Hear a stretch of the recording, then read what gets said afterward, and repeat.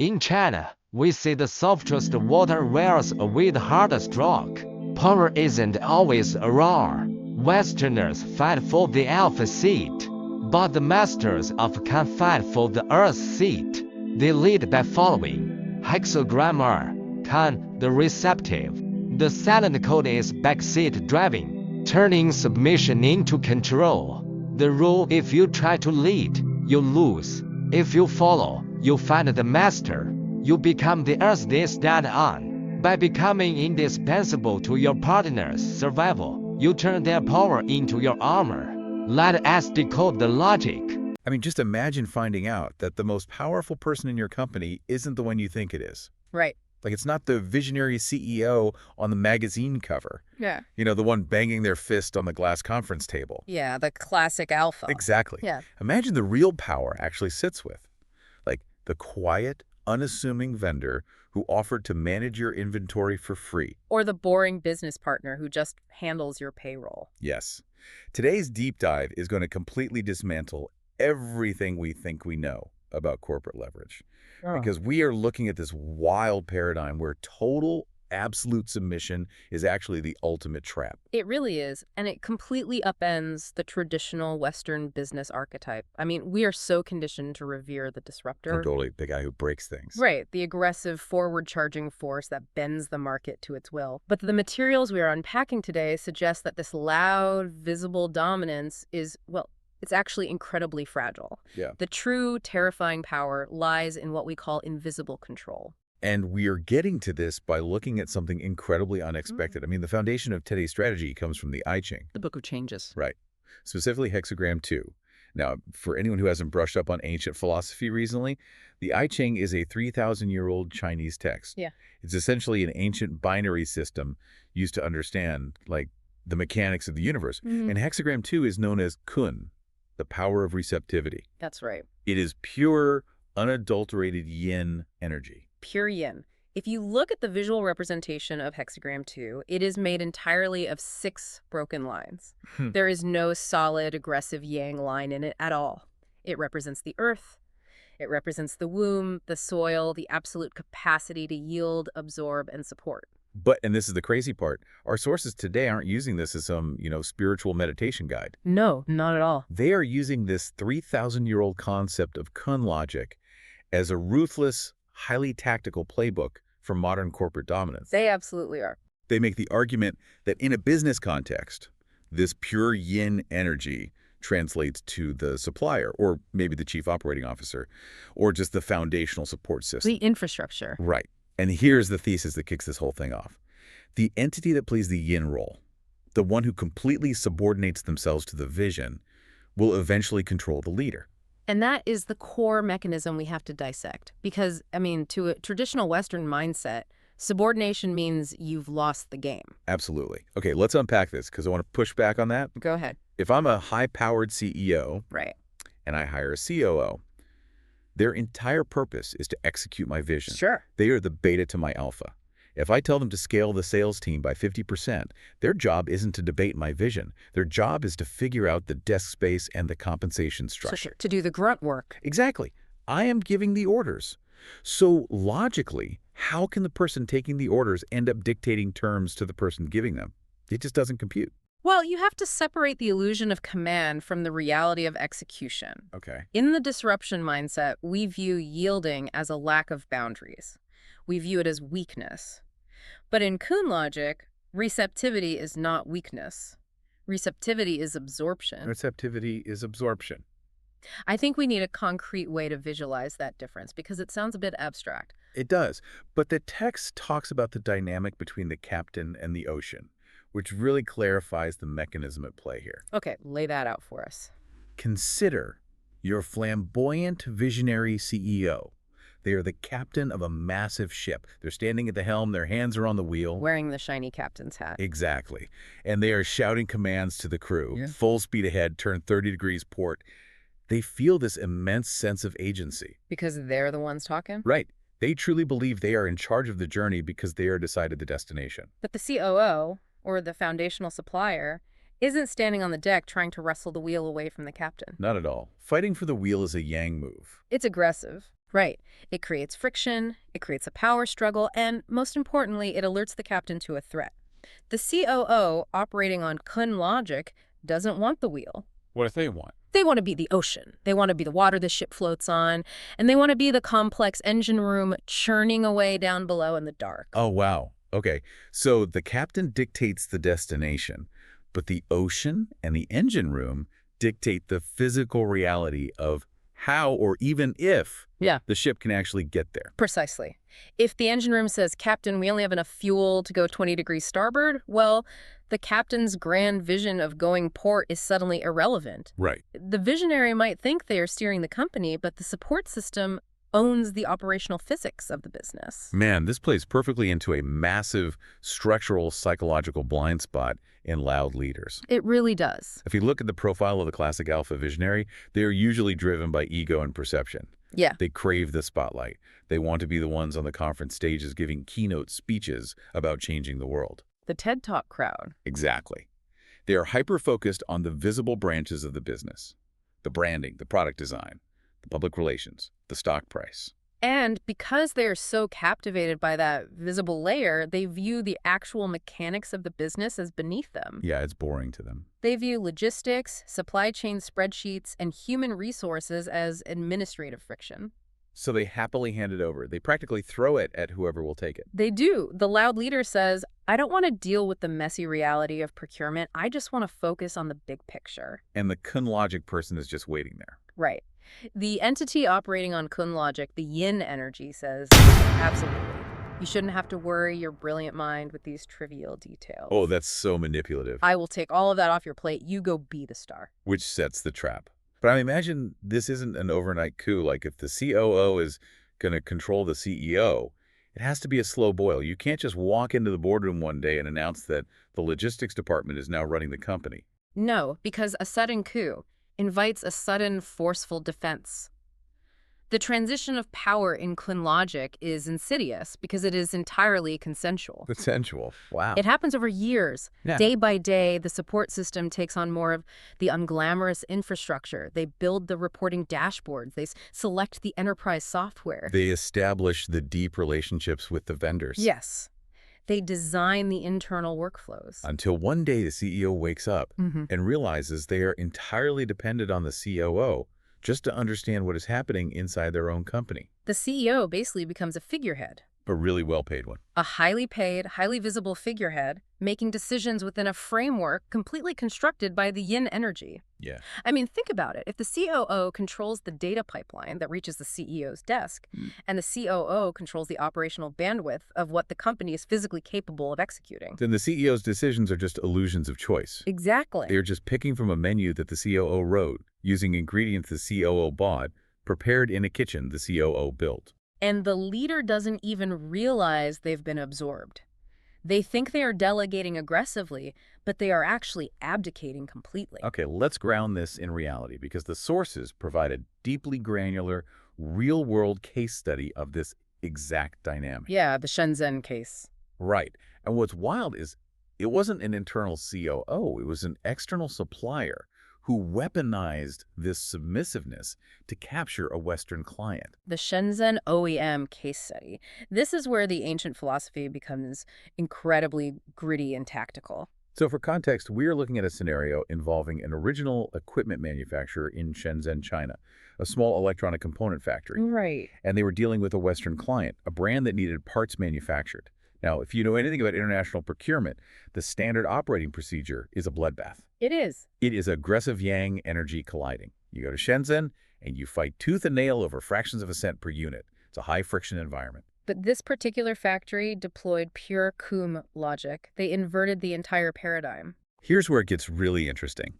They did two things that, on paper, look like terrible business decisions.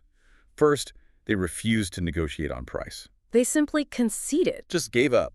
Whatever aggressive lowball price the Western procurement team demanded, the factory smiled and said, yes, we accept your terms. Okay, the procurement managers must have thought they were absolute geniuses. Oh, they probably flew back to headquarters, popped champagne, and collected their quarterly bonuses for securing such an incredible margin. I would have. But the factory didn't stop at conceding on price. They went a step further into extreme, almost absurd submissiveness. Yeah, the real trap. They asked the client if they could manage the client's entire internal inventory database for free. Think about the mechanics of what is actually happening there. It makes no sense. A profit-driven factory in a low-margin industry is volunteering to take on massive administrative overhead, completely free of charge, while also giving up all their pricing leverage. See, if I'm that Western CEO, I'm thinking, this supplier is desperate. They are so terrified of losing our account that they are willing to do our busy work for free. But they fundamentally misread the play. This wasn't desperation. This was an architectural strategy. An architectural strategy. I like that. Our sources use a specific term from the I-Ching here. They say the Shenzhen factory became the Earth. They became the platform. So we need to unpack what becoming the Earth means in a digital operational sense. Well, the Earth is the foundational layer. Everything is built on top of it, and nothing can exist without it. Okay. When you are fighting over pennies in a procurement negotiation, you are engaging in a transactional relationship. You're fighting over the superficial layers, the weather, the crops. Invisible stuff. But this factory understood that fighting over pennies is a distraction from the real prize, which is structural lock-in. Right. By volunteering to manage the database for free, they bypassed the standard vendor-client firewall. Exactly. They didn't just want to sell electronic components. They wanted to become the API of the client's business. They integrated themselves directly into the central nervous system of the client. They absorbed the client's operational logic. Wow. Think about the data they suddenly had access to. They knew the exact burn rates of the inventory. You knew the lead times. Yes. They saw the seasonal spikes before the client's own marketing team fully understood them. And because they are running the database, they get to customize it. I mean, I imagine they tailored the software to perfectly align with their own factory's output rhythms. Oh, of course they did. They made the user interface so frictionless, so unbelievably easy for the client to use, that the client's own internal procurement team probably just stopped doing any real analytical work. Why would they? Human nature dictates that we follow the path of least resistance. Yeah, if it ain't broke. Yes. If your highly submissive, eager-to-please vendor is running a flawless, free dashboard that automatically alerts you when you need to reorder, you're going to rely on it. You aren't going to spend your own payroll dollars trying to replicate a system that already works perfectly. You'd probably fire your own database managers to save money because the vendor is doing it for free. Exactly. You are actively tearing out your own internal capabilities and replacing them with the vendor's capabilities. Which brings us to the trap. The climax of this case study is inevitable, because in any business relationship, the honeymoon eventually ends. Right. Maybe the client's margins got squeezed, or a new CEO came in and demanded a vendor review. The client decides they want to shop around. They want a better deal. They want to find a factory in Vietnam or India that might be a fraction of a cent cheaper. So they reach out to the Shenzhen factory to cut the cord. And that is the exact moment they discovered they don't actually hold the scissors. Oh, man. They hit a total operational brick wall because they hadn't just outsourced the task. They had outsourced their own brain. The realization must have been terrifying. The client tries to migrate their supply chain only to realize they don't own the data formats. Their internal teams no longer know how to forecast demand without the proprietary forecasting tools the vendor built into that free dashboard. Because they fired the guys who used to do it. Exactly. Their entire enterprise resource planning system is so deeply entangled with the Shenzhen factory's API that untangling it would cause a catastrophic disruption to their business. So the switching costs became astronomical. Insurmountable, really. It's not just about finding a cheaper component anymore. If you want to fire this submissive vendor, you have to spend millions of dollars rebuilding your own internal software, hiring back a whole team of analysts, and surviving months of supply chain chaos while you transition. Our sources use a chilling phrase to describe this. They say submissiveness was the trap. Submissiveness was the trap. The client thought they were the water, powerful, fluid, directing the capital wherever they wanted, and they thought the supplier was just a cheap plastic cup holding whatever they poured into it. The vessel and the water metaphor. I love this part of the text. Yes. The water believes it is in control because it is the active element. But the supplier didn't build a simple cup. Yeah. They built an incredibly complex, perfectly tailored, labyrinthine vessel.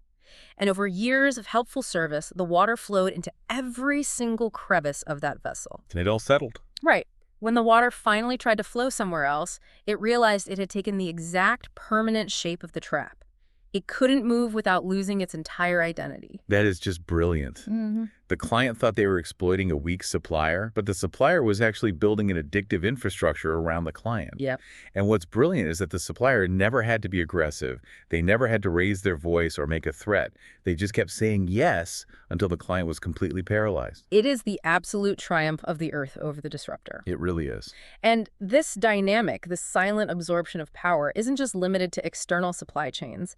The text pivots from the Shenzhen OEM to show how this exact same Kuhn logic operates internally, right at the apex of a company's leadership structure. Which brings us to the concept of the shadow founder. Yes. This is the second major case study in our materials, and it deals with the internal power dynamics between business partners. We have a classic duality here. On one side, you have the flamboyant CEO, the embodiment of yang energy. The loud guy. Right. This is the person doing the interviews, ringing the bell at the stock exchange, posing for the glossy magazine profiles. They are the public face and the grand visionary. And on the other side, you have the quiet partner, the yin energy, the one operating in the shadows. Yes. And our sources explicitly state that this quiet partner took on two very specific domains: human resources and government relations. The text refers to this as managing the dirt work. The dirt work. Exactly. Now, coming from a traditional aggressive business mindset, I look at that division of labor, and I think the CEO got the absolute best end of the deal. Most people would.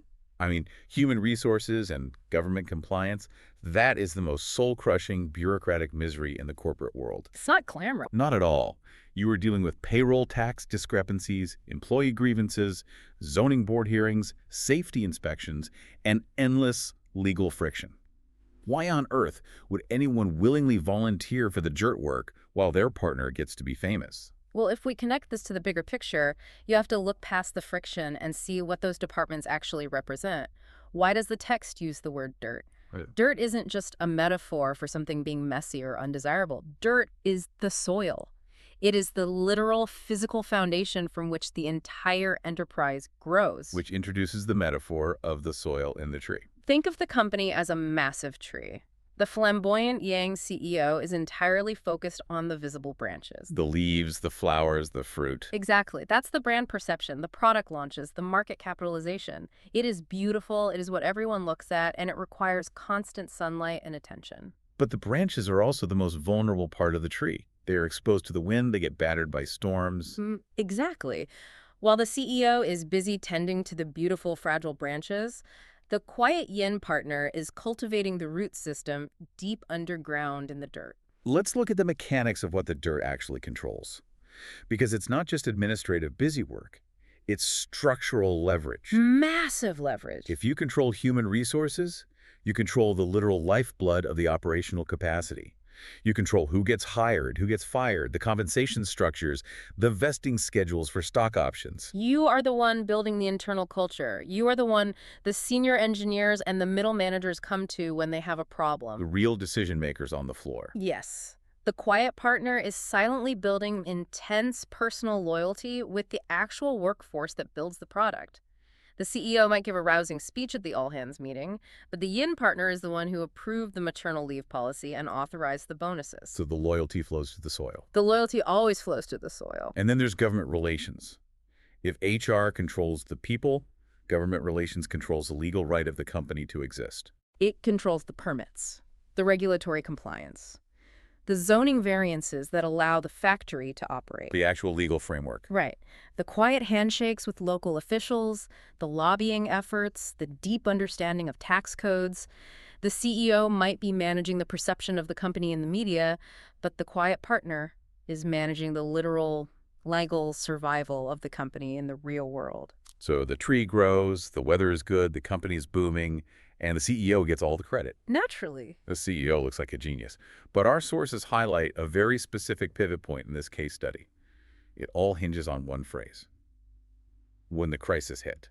Because the weather always turns. Every company eventually faces an existential threat. Yep. A massive market crash, a catastrophic supply chain failure, or a sudden aggressive regulatory crackdown by the government. And when this inevitable crisis arrives, the text contrasts the reactions of the two leaders. Yeah. And this is where the illusion of the CEO's power completely shatters. It completely falls apart. Because when the existential threat hits, the Yang CEO panics. And why do they panic? Because they suddenly realize that the tools they have been using are entirely ineffective against a structural threat. Right. Fame, flamboyance, and vision are useless when the government is threatening to shut down your data centers.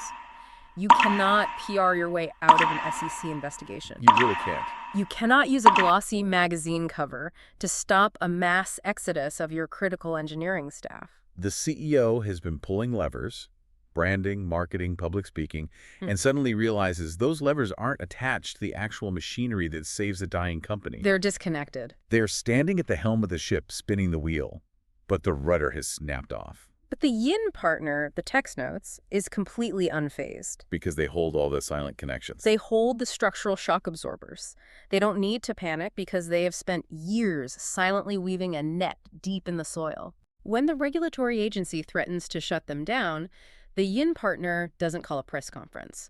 They make a quiet phone call to the regional director they've been cultivating a relationship with for 5 years. A relationship built in the dirt. Exactly. When the company needs to execute emergency layoffs to survive, the yin partner already knows exactly which key personnel must be protected because they've been intimately managing their careers through HR. The quiet partner simply activates the network they had already woven. That's all they have to do. And they do. The text says the quiet partner steps out of the shadows, leverages those silent connections, and pulls the company back from the brink of destruction. But this is where the Kun logic reveals its teeth. Yes, because they don't do it out of the goodness of their heart. They don't save the company to preserve the CEO's legacy or to maintain the status quo. No, they don't. The notes tell us exactly how this dynamic resolves.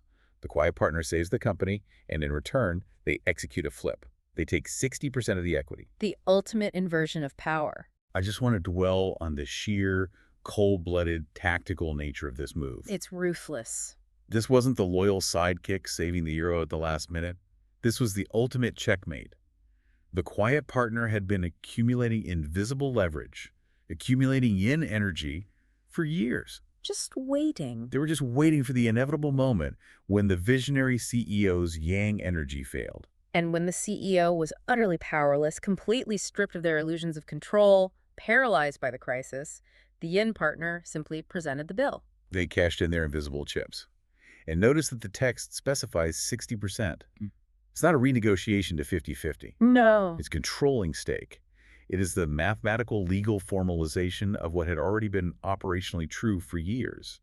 The yin partner owned the company. The CEO was just renting the penthouse. To a Western disruption mindset, that 60% equity grab looks like extortion. It really does. It looks like a hostage situation. The partner held the cure to the disease and demanded the kingdom in return. But if we apply Kun logic, it's not extortion at all. No, from the Eastern Earth mindset, it is simply a market correction. The quiet partner is just pricing in the reality of who actually holds the foundational power. A market correction, that's a great way to put it. The crisis didn't create the power imbalance. The crisis merely exposed it. You can chop down a flamboyant tree, or a storm can rip its branches off, but you cannot chop down the soil. Right. The soil remains, and the soil ultimately decides what grows next. These two case studies, the addictive Shenzhen OEM locking a client into their database, and the ruthless shadow founder using the dirt work to seize a company, they perfectly illustrate this ancient philosophy in action. Perfectly. And to really cement this, our sources provide a synthesis at the end, a specific set of keywords that serve as the playbook for this kind of structural dominance. We need to unpack these keywords because they move us from anecdotal case studies into a replicable, systemic approach. So what does this all mean for you? The keywords are subordination, resilience, invisible control, infrastructure, and finally, the mother archetype in sourcing. That last one is the skeleton key to the entire concept. Let's start there, because it is the most surprising phrase in the entire deep dive. The mother archetype in sourcing. Yeah. We are talking about gritty, cutthroat supply chain tactics and hostile equity takeovers, and suddenly we are dropping a Jungian psychological archetype into the mix. How do those two things connect? Well, you have to look at what the mother archetype fundamentally represents in human psychology. At its core, the mother is the ultimate provider. Right. It is the entity that nurtures, sustains, feeds, and quite literally holds the infant system together. Without the mother, the infant perishes. See, that sounds incredibly warm and comforting. It evokes care and safety. Which is exactly why it is the most dangerous trap.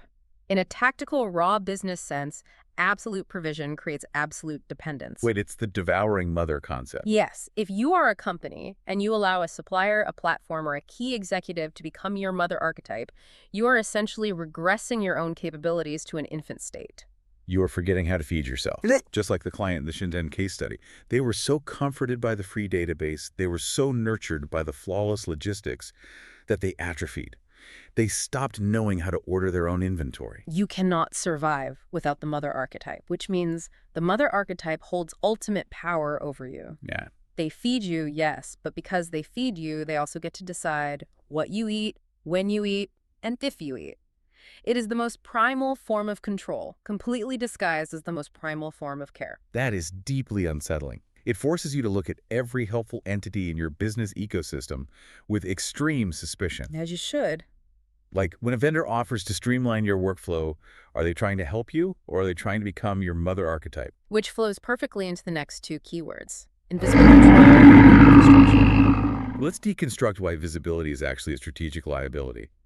Because in our modern culture, visibility is equated with success. Always. Market dominance is about being a household name. You want the highest market cap, the most followers, the most press coverage. But the visible target takes all the fire. The flamboyant Yang CEO, the highly visible consumer brand, they're the ones standing in the open. Yeah, that makes sense. When a product fails, when a scandal breaks, when the market turns, the visible entity is the one who gets sued. They're the ones hauled in front of congressional hearings. Right. The CEO is the one sweating on CS-PAN. Exactly. They're scrutinized by the press and attacked by short sellers. Visibility requires constant, exhausting, expensive defense. You are constantly fighting off attackers. But invisible control means you don't own the target. You own the infrastructure beneath the target. You own the Shenzhen inventory database. Yes. You own the silent government connections. Yeah. You own the cloud servers that the visible brand runs on. Exactly. Infrastructure dictates what is possible. Think of it like a train. Okay. The CEO is the conductor, waving out the window, wearing the shiny hat, getting all the cheers from the people at the station. There's the hat again. Right. But the infrastructure is the tracks. A train can only go where the tracks have been laid. If you control the tracks, you don't need to be the conductor. You don't need the cheers. You don't need the shiny hat. You are determining the final destination of the train, regardless of what the conductor wants to do.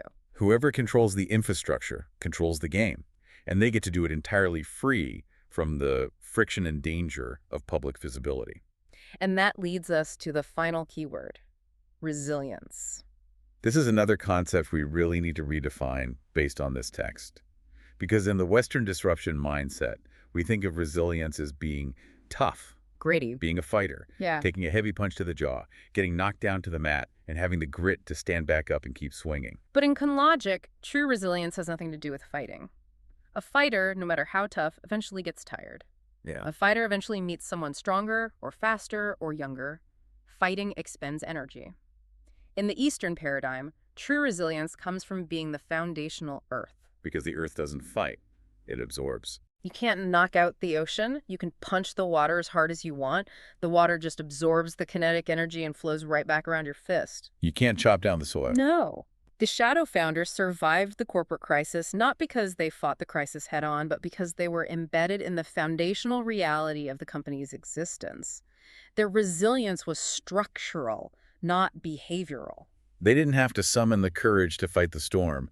They just had to wait underground until the storm passed and then claim the wreckage. That's the power of Cunny. This entire exploration completely upends the traditional power fantasy. I mean, we started this journey looking at an ancient philosophical concept from the I-Ching, Hexagram 2, the yin energy of pure receptivity. Right. And we saw how that soft, yielding, seemingly submissive concept was weaponized into something harder and more unbreakable than diamonds. We saw a Shenzhen OEM play the submissive servant to trap a massive Western client inside a custom-built free data architecture. And we saw a quiet founder enthusiastically take on the miserable dirt work of human resources and government relations, only to use that exact infrastructure to seize a controlling stake of a company from a panicking visionary when a crisis hit. It is the systemic triumph of the Earth over the disruptor. It is the slow, inevitable, silent victory of the vessel over the water. It really is. And usually we try to apply these deep dives strictly to corporate strategy. But today I want to leave you, the listener, with a different kind of provocation. A thought to ponder, not just in the boardroom, but in your daily life. We spent the last hour talking about how companies fall into the trap of the mother archetype, surrendering their capabilities to invisible infrastructure because it's easy, because it's free, because it feels like care. Yeah. But zoom out and look at your own personal tech ecosystem. Look at the smartphone in your pocket. Look at the algorithms that curate your information. Think about how enthusiastically we have handed over our memories to cloud photo storage. We've handed over our sense of direction to mapping apps. Yes. We've handed over our schedules, our communication, our financial transactions to platforms that offer us flawless, frictionless, free convenience. Are Apple, Google, and Amazon the ultimate Shenzhen OEMs of our personal lives? That's a terrifying thought. Have they become our mother archetypes, managing our personal dirt work so flawlessly that we no longer know how to navigate our own cities or remember our own family's birthdays without them? We all like to think of ourselves as the visionary, independent CEOs of our own lives. But are we? But ask yourself, are you actually the captain steering the ship, or have you already been silently, happily absorbed by the infrastructure you think you own? Thanks for joining us on this deep dive. We'll see you next time.